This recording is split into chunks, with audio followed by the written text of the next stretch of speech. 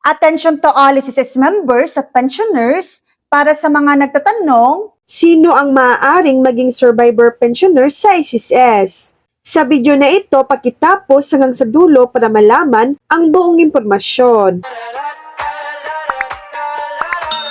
Sa SSS Survivor Pension, ang maaaring maging survivor pensioner ay karaniwang primary beneficiaries ng namatay na SSS member, dependent legal spouse, na hindi nag-asawa muli, hindi nakipag-live-in, at hindi cohabiting bago o pagkatapos ng pagkamatay ng member. Dependent children na legitimate, legitimated, legally adopted, o illegitimate basta unmarried, hindi gainfully employed, at wala pang 21 taong gulang. Kung lampas 21, maaari pa rin kung permanently incapacitated at hindi kayang suportahan ang sarili dahil sa kondisyon na nagsimula habang minor de edad. Kung walang primary beneficiaries, maaaring maging beneficiary ang dependent parents. Kung wala rin sila, maaaring mapunta ang benefit sa designated beneficiary o legal heirs, depende sa sitwasyon. Mahalaga,